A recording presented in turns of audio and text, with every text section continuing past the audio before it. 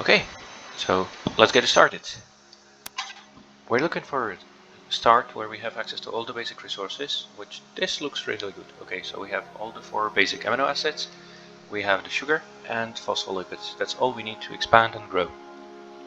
In the distance, we have some reserves and yeah, not enough of the yellow amino acid, which is proline. Okay, pretty good anyway. So, how do we start?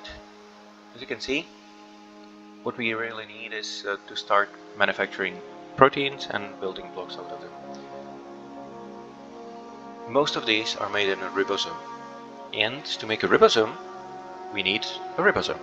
So this is a bit tricky, but fortunately you get 2 of these ribosome subunits somewhere around your cell to get you started. With this we can start building as many as we want. Now, as we can see, we need the red and yellow to make another ribosome, so we probably want to situate this builder next to one of these so we can have access early on. I'm going to go with the red one because actually the glycine is used for many things. Okay, at the start we have no option but to just feed these manually. So we're going to do that, but we're going to try and have this automated as soon as possible. To grab things from the outside, we're going to need a cytostome. These are just pumps. This one is free. This one is much better, but it's going to require energy, which we don't have yet. Okay, we have another ribosome, so we can start with real work. Now, as you can see, we're going to need some of these tubulins. There's 3 kinds, all of them are needed, and their combinations produce very different things. So our first new ribosome is going to work with at making the alpha tubulin. Everything is nicely color coded to fit with the things you're making, so it's nice.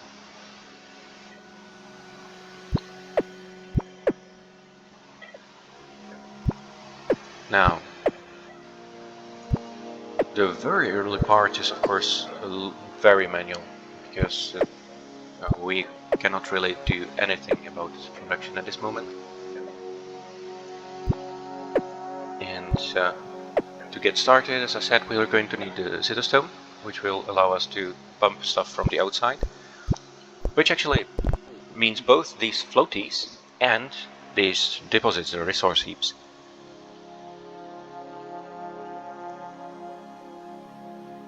Now, we have our first tubulins, and to actually make the cytostome, not only are we going to need more, but we also need an assembler, as you can see here in the top right. Assemblers are very easy to make, just like with the ribosomes, we just need to do the subunits. So the first one is going to require, they're going to require just the blues and the greens, so the lysine and aspartate. Now, to keep this running, of course, we're going to make another ribosome. You don't have to do this, you can reuse the ribosomes. Just keep in mind that every time you kill one or change the recipe, you're going to lose all the inputs and the outputs that are currently in the ribosome, so keep that in mind. Now, we're going to set this one to manufacturing the assembler subunits. We're not actually going to need too many assemblers, because as with the subunits, if a recipe only has 2 components that are added at the same time to the recipe, then you can just smush them together and you don't really need the assembler to do this. So, for example, if we look at this picker, which is going to be critical for automation, you can see that the recipe requires the gamma tubulin and the alpha tubulin combined together. That means we can do it by hand. We don't need an assembler. But if you want to automate it, the assembler does that. For now, I'm going to keep this a bit out of the way.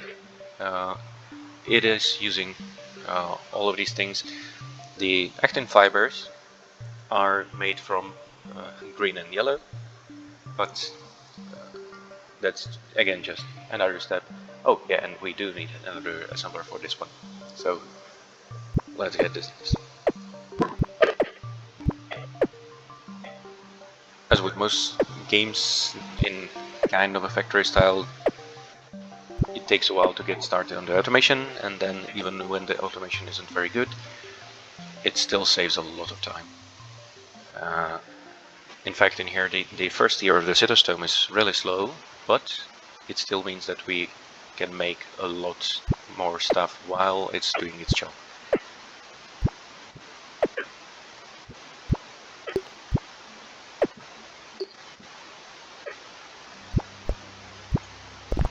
And yeah, we're pretty much all the time we're going to be needing more and more of these ribosomes.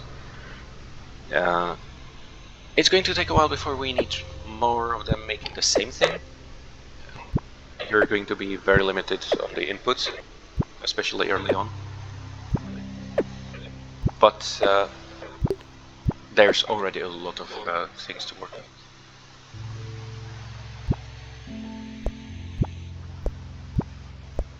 And we've got our gamma tubulin. Now, as you can see, that's all we need to make a picker. We are going to need at least 2 pickers to get started, so that's what we're going to do. But first, the cytostome. So another assembler, so that we can manufacture the wonderful actin F, which is going to need yet another ribosome. This out of the way a bit. Careful. You can actually combine 2 gamma tubulins to make this item kicker. These are going to be important later, but for now it would be just a waste of resources to do anything with them. Oh no, why am I making another assembler? I don't need assemblers, I need ribosomes as usual.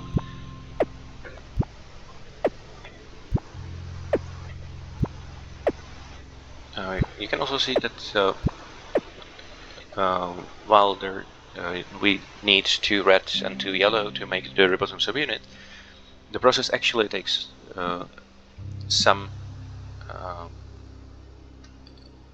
You need to watch how the components are added together. So we need the red one first, then the yellow one, then the red one, then the yellow one. The different recipes can be very different in this.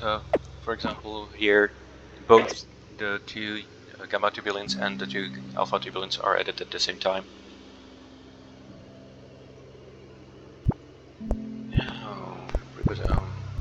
Done.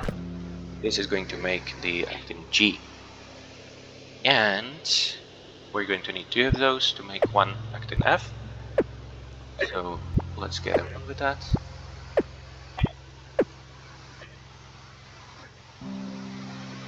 Okay.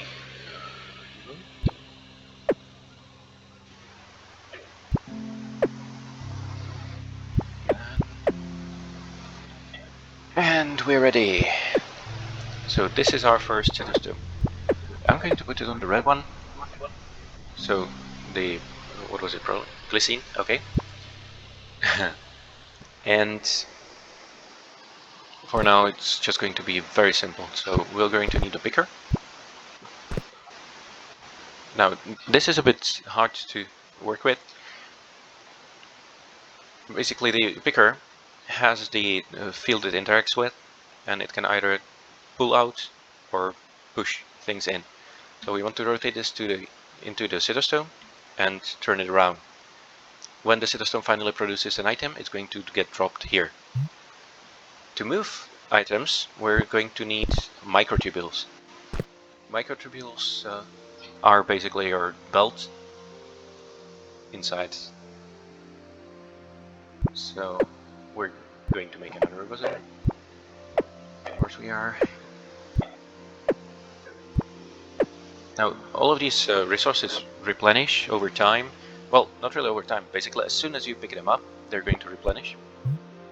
So you don't have to worry about running out, except for ATP, which is the energy cells, and NAD+, which is also used in the production of energy. We're not going to get there today. And the beta-tubulin, which is required for our microtubules. And of course, we're again going to need a lot of the gamma-tubulin. Or maybe I should just go in the red one, I don't know. Again, we can assemble these by hand, so no point in wasting a assembler doing that. That's going to change a bit, because there's actually a recipe that requires the microtubulin, but as you will see, as soon as you try to pick up the microtubule, it disappears. Where did it go? Well, now might be a good time to take a look at the tools that we have available. Right now we're using the first tool, the hand, which you can use to interact with the world, as it says. So pick up stuff, drop stuff. The second one is this, well, destroy tool. So if you right click, it's going to destroy the item and drop it. You're not going to lose anything except for the contents, of course. But that's it. The third one is where our microtubulin went. So now, by just dragging with the left mouse, there we go. Now we have a very, very tiny automation of the production of the alpha tubulin. We're going to do this for all of them, and it's actually a good idea to have more than one, but things get a bit more complicated with that. And that has to do with how the tubules work. We're going to see an example very soon. For now, let's just get started with making another cytostome so we can automate as much as possible. Now, what do we have here? Yeah, we need another of the proline. And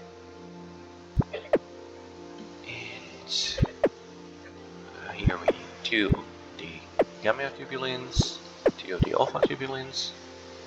What's missing? Oh, yeah, for the actin F. And we get another cytostome.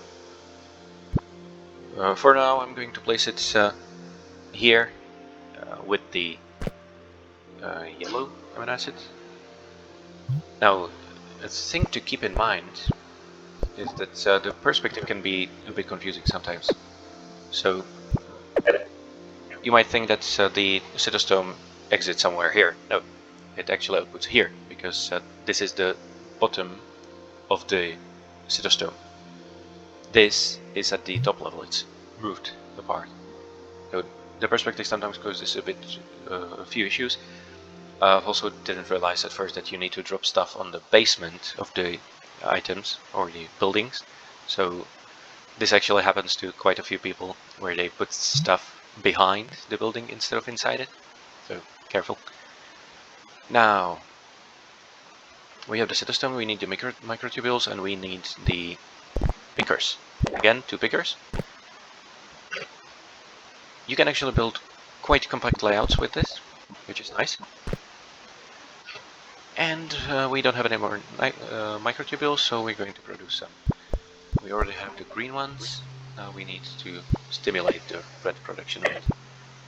As you can see, yeah, the cytostome is very slow. What you can also see is that it's started changing color. You can see that this one is a very vibrant yellow, and this one is starting to get darker. The darker these are, the slower they are, until they eventually pretty much stop. I'm not sure if they ever stop completely, but yeah, they stop producing basically. So what do we need to do? Well, destroy tool, right click, replace. Oh, nice. And by now we have a bit of production, which is very nice. Let's go with feeding more actin so that we can get another cytostome. Don't worry, this is not going to be this way for the rest of the game, because we are going to get access to the bigger cytostome. And as you can see, it takes 2 of the small ones on input, so that's another reason why it's not a bad idea to start with 2 cytostomes for each deposit at the start, and then you can just change them immediately. Where's this stuck here? Okay. I don't really care about this at this point. As usual, we're going to need more microtubules, so we are also going to add more of the green ones. I'm actually not going to automate them quite yet, because I actually want this first. Now, I'm going to show you what happens when we try to add another cytostome. Assuming we actually get enough glycine. And feeding is definitely a thing that you do quite a bit at the start. Now, we're going to add another picker and another cytostome. So, do you think this is enough? Well, it would be in many games, but if you notice, there actually isn't any direction on the microtubules, and this thing is stuck. It doesn't know which way to go, and that's where the kicker comes in. So, let's make a kicker.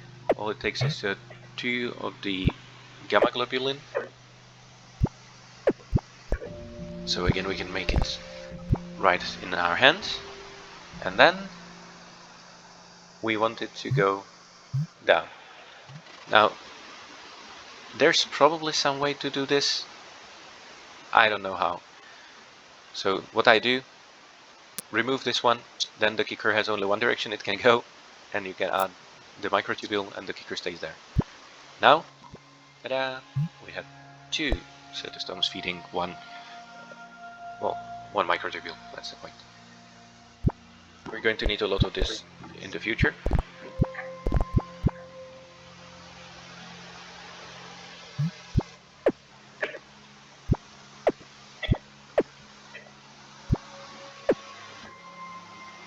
Okay. Now it's going much nicer. We have a lot bigger production. But micromanaging these cytostones is going to be quite a bit of a chore, and they are very slow. It's not really apparent at this point, because we have little to compare it to. But they take quite a while to produce one item, and that just will do.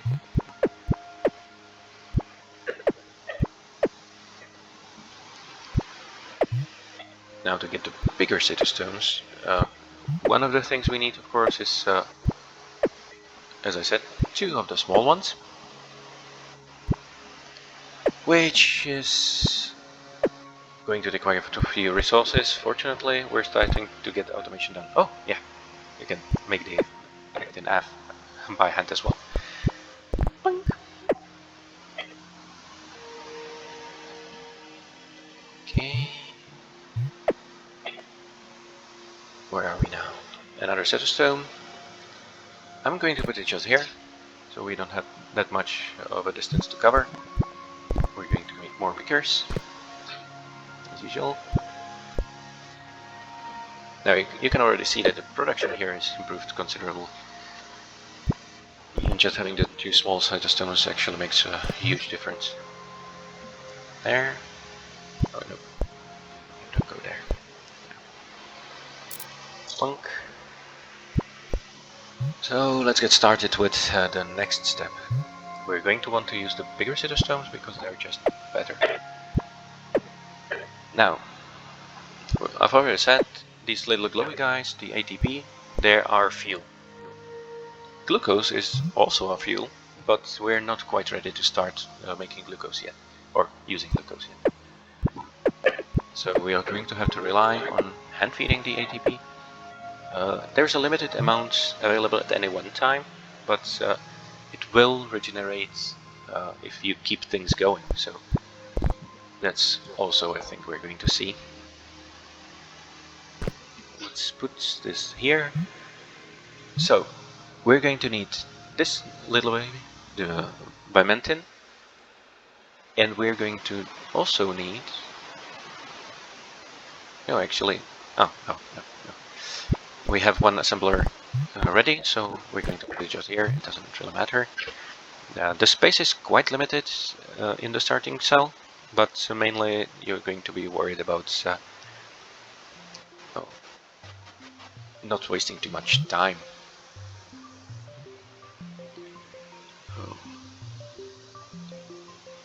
Right. This one is going to produce the Bimentin, which is easy enough. Just 2 aspartate and 2 proline. We're going to make 2. Now, another thing that these are very useful for is that they can be used to make stockpiles. The tiny one you can again make in a hand. The bigger one, which is much bigger, needs an assembler. We're not going to worry about it right now, but it's going to be very useful, especially in combination with the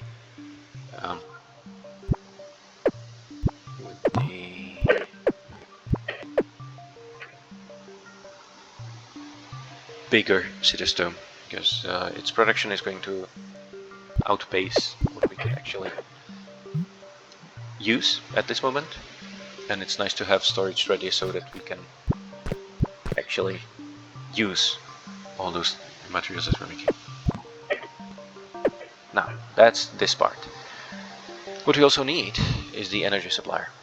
The energy supplier is going to take ATP, it's going to charge up, it's going to feed nearby buildings, and when it's done, it's going to output a DP, adenosine diphosphate. That's basically the depleted version. In most living cells, what you get is a loop where some process creates ATP from ADP, and then ATP is used to actually power the cell structures. Okay.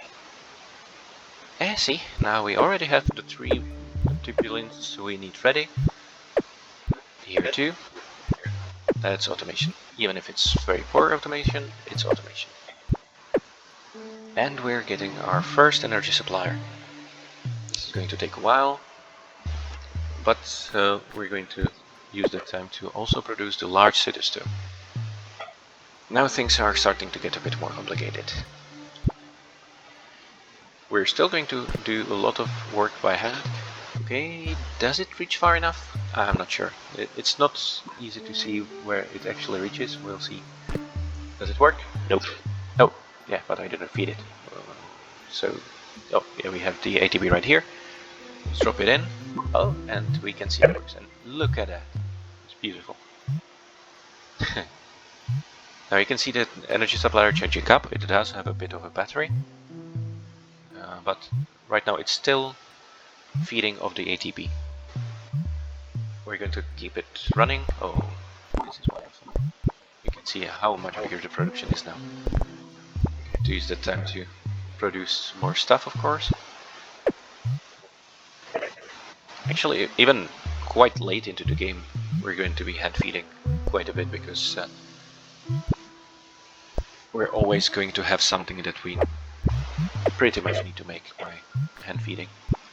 Like, oh, and see, the battery is going down, and we have an output, ADP. We're going to just throw it out. Now, we could just put another ATP right in the side, so we're not going to do that quite yet, but what I'm going to do is actually add an input to the ribosome maker, so that we can get more ribosomes easily. So now we only have to hand feed the yellow ones. Let's feed this one. Now, this is actually quite a chore, especially as you get more energy suppliers. One nice thing you can do with the energy suppliers is that you can actually chain them together, even though there's actually no indication of that happening. And when you chain them together, they are going to share the energy. one of these can barely feed two of the larger cytostems. So keep that in mind. Sometimes you get a layout where you can actually very easily feed two from one supplier, and it's definitely worth it. But in this case, we don't really have any such opportunity. We're not going to be using the phospholipids for quite a while, and these little blue ones are still, we can deal with hand feeding them for now. Oh, no, I want to put you there. Doesn't matter. Okay. Now we have all the glycine in the ribosome maker. We don't have the proline, but that's going to come soon enough. Now, one thing you'll notice is that it's actually kind of tricky to fit the transport lines in. So keep that in mind when you're starting. It's going to be a bit of a problem. Because, when we're just starting with these two very close together, it's not really a big problem. It's going to get worse. Now, one of the complications is that we don't really have much in the way of filtering, and so we don't really have much in the way of logic. So we can't easily do something like, okay, so feed this up until this point and then we're done. You can't do that. What you can do is make a loop around the whole cell so that some of these things can just pick stuff up. But you probably don't want to use this for the main resources like these amino acids, because they're just going to stall basically all the time.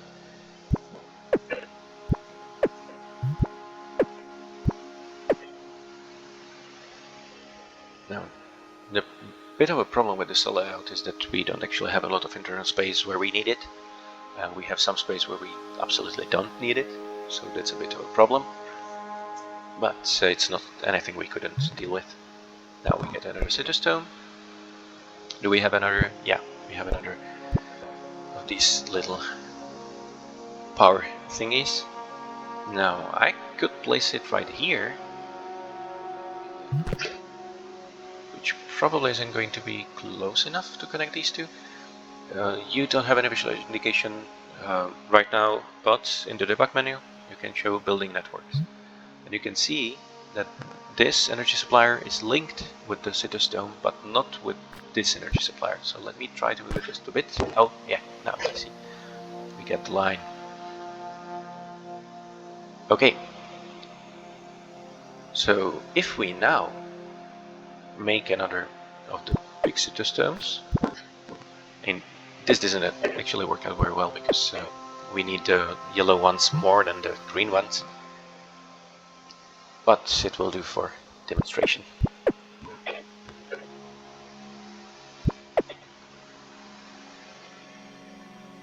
Now, another thing you probably noticed is that the bigger cytostomes have two slots where you can output stuff. This is actually handy. The cytostome does produce more than a single picker can take. And I would also recommend, as soon as you can, to add the storage, because again, you'll usually be able to create or extract more materials out of one ATP if you can just throw it out into the cytostome very quickly. Okay, our little second cytostome, whatever. There you go. And it's too far. Of course, it's too far. So for now, we're going to ignore the network. We're just going to place it here and add ATP.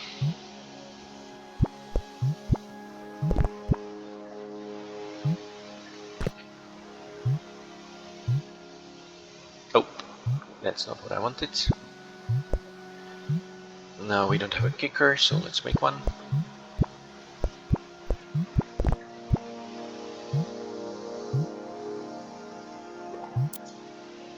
There we go. green ones, infinity and red ones. So we finally get some microtubules to work with. You can see right here. No, you can't. Okay. So we're going to keep a look at. Oh, no, not the picker. Right. So we have 9 microtubules. If we make another one, we actually get 2. There's no indication right here, which is a bit annoying, but you get 2 microtubules out of every item. That's the tricky part. When you look at the recipe for the item tunnel, you can see that it takes 2 of these microtubule items. It's just that each of those can be used to make 2 tiles of microtubules. Of course, this is probably going to change at some point. Throw away the ADP. Oh, we're just going to repeat the same process for the third cytostome. Fortunately, at this point we already have a lot of these resources. And of course you're going to want to automate some of the intermediate or more advanced ones as well. We're not going to bother with it right now, but it's absolutely going to be necessary as we go forward. And that's also where the limitations in space are going to be much more visible. There we go. More microtubules, always more microtubules. We have another? Yeah, we need little green ones, to get little yellow ones. Another yellow.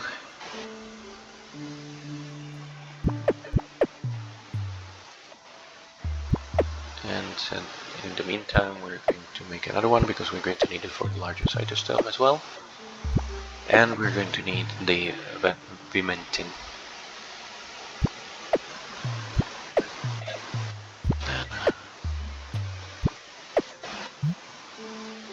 There we go. Add the cytostone, remove this one, add it here. We're going to need the ActinF. There we go. And we have another one. What's missing here? Oh, didn't we make one already? No. Okay. Oh. And this is where things get a bit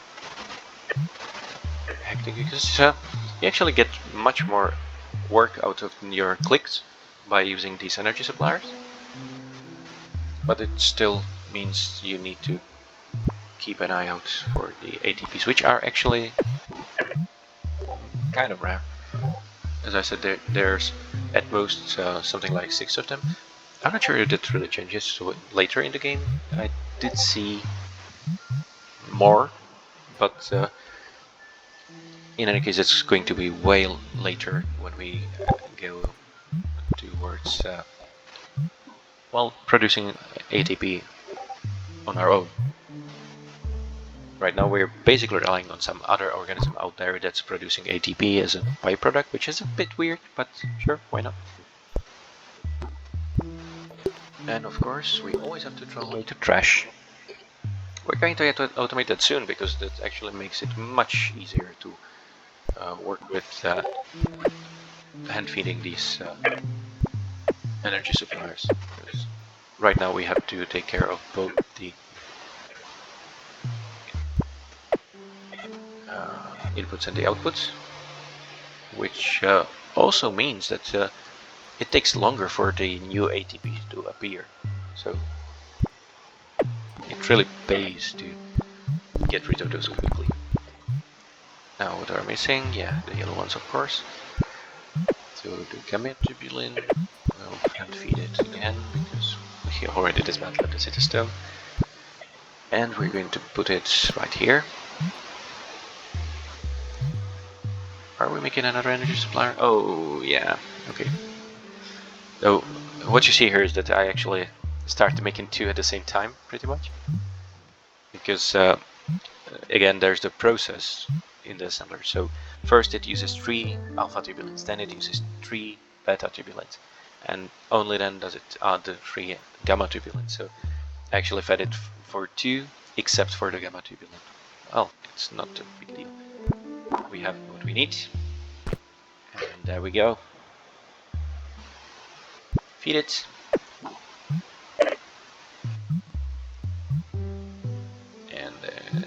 There it is. Very nice.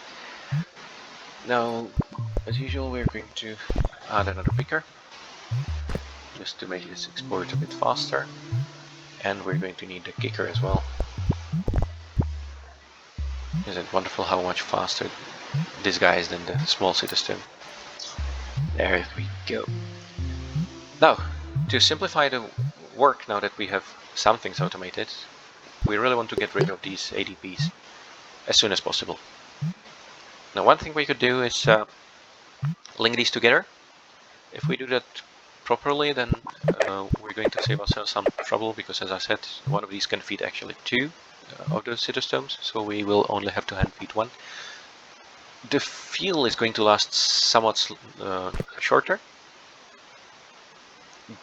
but it's actually kind of worth it, because it's even if nothing's consuming the fuel or the energy, we are still losing some of the charge stored in the energy supplier. So it's kind of better to try and feed fewer suppliers. It's a bit more efficient. There we go. Now both of them are running from the same. And now we're going to do another thing to make this a bit easier. We're going to make the membrane disposer. This is a very simple thing. All it does is it throws stuff out of your cell. Of course, one thing to keep in mind is that think about where you're putting that stuff. The cytostomes will pick it up, and as I said, there isn't actually much in the way of filtering. You can at this point filter the amino acids out. That's with these color pickers. So this one will only pick blues, this one will only pick greens, and all that.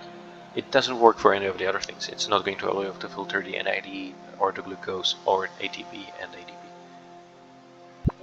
So keep that in mind. We will actually want to build a system that just pumps stuff from the outside and then uses it. But to really do that, we're going to need to make a loop, so that all the resources can go around and the machines can take whatever they need. It doesn't scale very well, but it's an infinite source of all the resources, so it's very useful. Now, I'm going to use this one as the main power for the right side of the cell. We're going to make another picker. This time it's going to take the ADP out and put it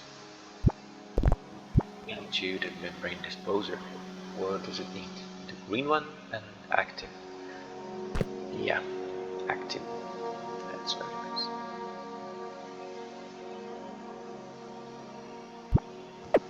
Feed it. Now, if you get a nice cell layout, then it gets much easier to keep things together, and then we could already have automated feeding of these, for example. Right here it's not the best. I'm probably going to switch these over a bit, but it's not really critical right now. We can start with a few small things, but I probably not. The blue one, we don't have the blue one at all yet. Okay.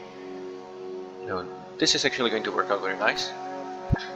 We can put this one here, so that we have a production of the memantine. Hook it up with another picker.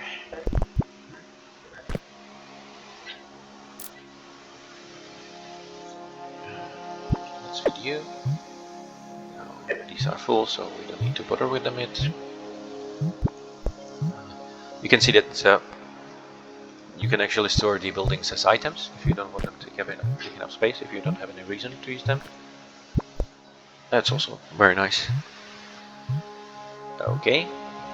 Now we don't have the cytostome for this yet, but you can see how much easier it is now that we actually have some little automation. The actin is another thing that we'll definitely want to automate, because we actually need quite a lot of it, and it's used in the things that allow us to make more stuff. So definitely recommend it. it's going to be a bit tricky for us. We're going to connect the green one. That's relatively easy. And again, even partial automation actually helps quite a lot, because the difference between hand feeding one item and 2 items is actually considerable. It's nice. There we go. We're going to need another microtubule. Oh, microtubule asset.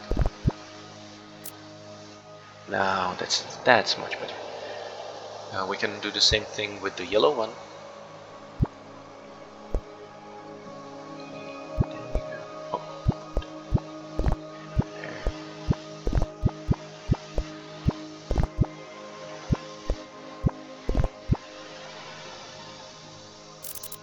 Already have a bit of automation going on, which is making our life much easier.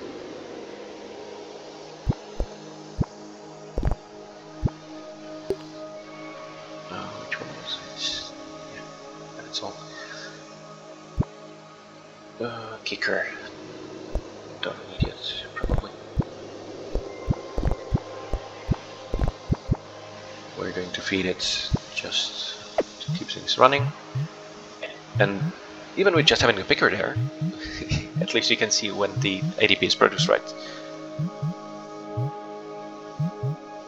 Really, one very nice thing about this game is that even very small things already help quite a lot. You can see that even just by having these two connected, we just fed one and they're both going. It's very, very nice.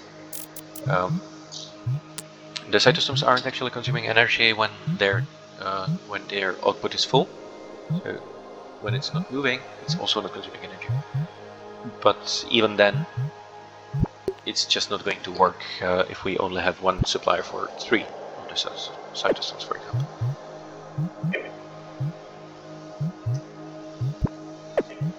Let's go for you.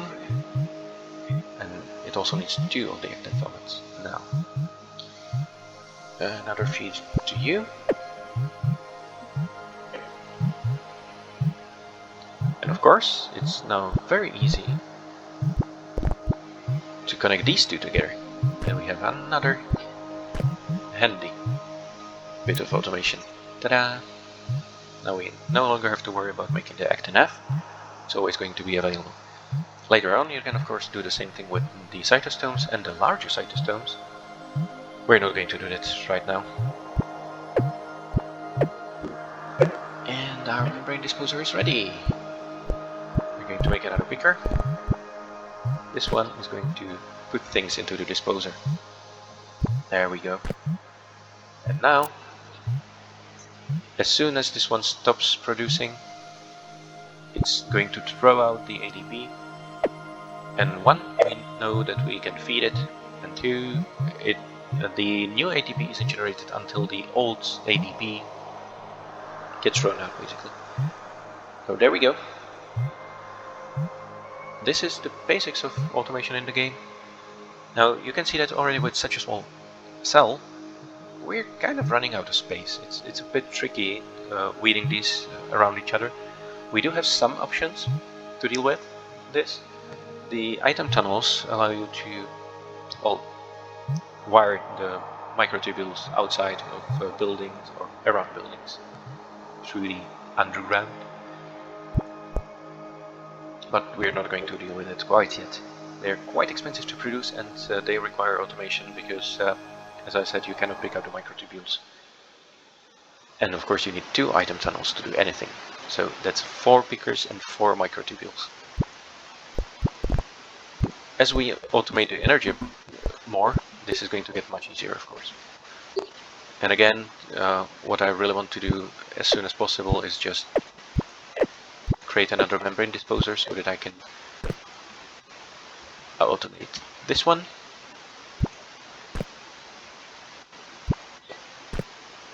And now, while we still have to hand feed it ATP, we no longer have to deal with the ADP that's produced as a byproduct. And there we go.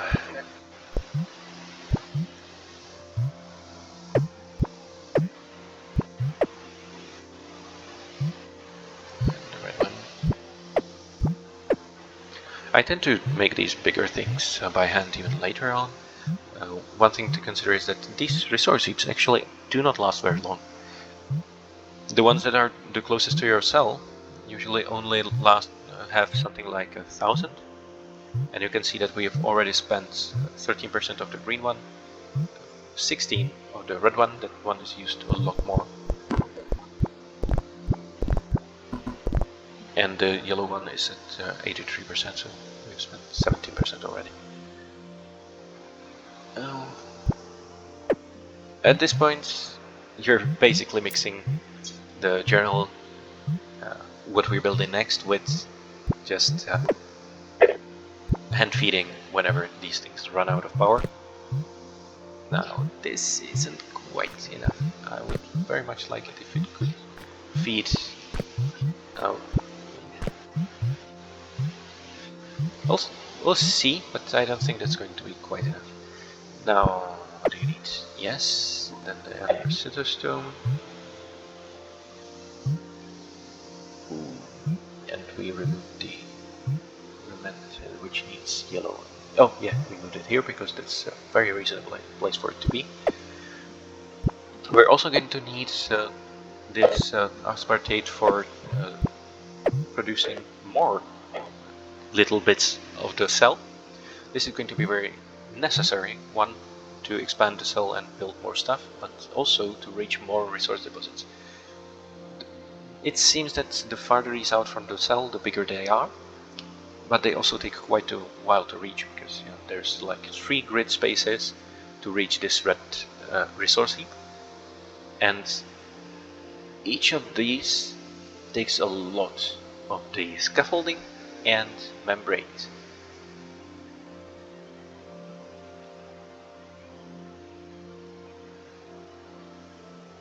And probably the last thing that we're going to go over now is working with the storage. There's actually quite a few ways to arrange the storage even without having to redo a lot of your base, which is definitely very useful because moving stuff is easy, but it also takes time. Can we maybe a bit more? That's not enough. Yeah, what I'm going to do is I don't need you here, so I'm going to move you down here. This should be a bit better. Now we're left with a lot of the yellow ones, and all we can do is feed them into the ribosome maker, which is fine. We're definitely going to need more ribosomes. You can also just throw them out, but keep in mind that we've already mined these out of the resource heap. The resource heaps are not infinite. Is this working right? Yeah, it seems to be. So now what we can do again is just automatically feed the remnant in straight here, which is going to be the place where we make the advanced storage, the bigger stockpile. Of course, this is not going to help us much while we still don't have this automated. What are we missing? This is one thing that's a bit annoying with most of these recipes right now. It seems that the plan is to have a visual indicator of... I'm going to stop this right now because it's still not fully automated and we're going to need a moment for actually automating it. So let's take the first one we get. So now we also need another set of stone, which is stuck on what? It needs to be built. Okay. Oh yeah, because no, we're not automatically feeding it yet. Okay. So I just fed it like an idiot. No problem. But we're going to do this right away. It's not really necessary. We're not going to need too many more cytostones at this point. We're basically only going to need one more for the phospholipids and one more for the glucose. The glucose is going to come a lot later. It makes everything much easier, but it's not exactly easy to set up.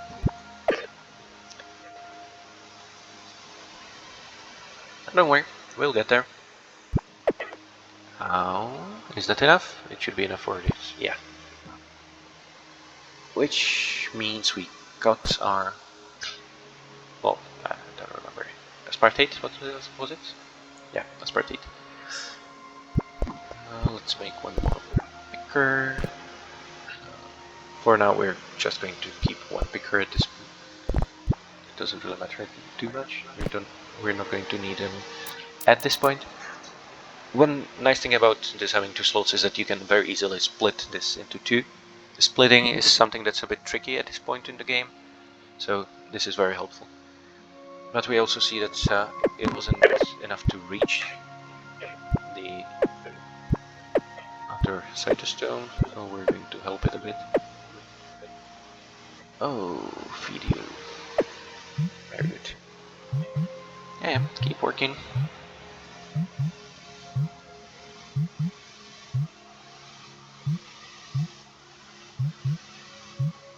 And while we're at it, we can feed this one as well. At this point, there isn't really much sense in not feeding most of the time. It seems that the resource heaps are only depleted when they're actually mined, so you don't need to worry about that. And as for the energy supply, you're not going to run out of ATP unless you try to store it. That's the tricky part. If you try to store it, you're just not going to get enough. I mean, but that's what it is. And of course, it's also one of the reasons why even when you don't have glucose fully automated, it's still worth using glucose instead of ATP, because this, you can just pick them up all you want. You can fill whole stockpiles, and then it's going to feed the production of ATP, and you're going to be golden. We're actually going to change this into glucose production somewhere around here probably, because we're going to need a bit of space for the catalyzers. Doing just glycolysis isn't going to help us much, because as you can see, it takes the NAD plus and it turns it into NADP, and then we need to take the NADP and run it through alcohol dehydrogenase, which is going to restore the NAD plus that we need to complete the loop. Do we have this one? Yes. So there you go. And now we're actually doing pretty well. This is a good start. And we can finally start producing bigger amounts of stuff. What's the next step? Well, we're going to make more stuff. The tricky part here is that we don't really have a good way of taking the gamma tubulin from here and using it where we need it to produce pickers and microtubules. I'm not going to deal with it right now. This deposit is going to run out soon. We need a plan. Do we have a yellow nearby? No. This is not very good. We don't need that much yellow. Well, yeah, we do. So, red is going to be very easy to reach. Green is going to be very easy to reach. And at the same time, we're going to have a nice opportunity to expand the cell, which is always nice. But yellow, as it actually happened a few times already in my games, it's just too far. That's going to be a bit of a problem. We might need to have to make the loop just to filter out the yellows out of the outside space. We'll get going on that eventually. But as the final thing, I think we can get started on a very small bit of automation on the energy production side.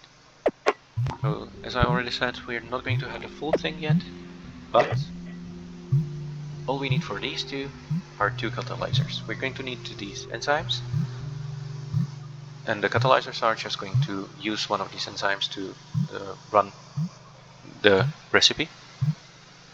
Catalyzers are again made from two subunits.